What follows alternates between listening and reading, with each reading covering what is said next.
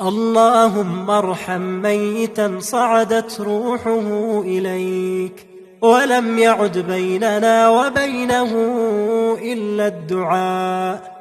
اللهم ارحمه واغفر له وانظر إليه بعين لطفك وكرمك يا أرحم الراحمين.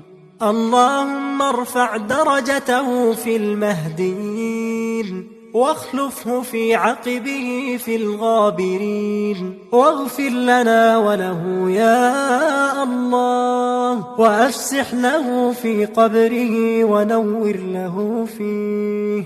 اللهم أبدله دارا خيرا من داره وأهلا خيرا من أهله، وأدخله الجنة وأعذه من عذاب القبر ومن عذاب النار.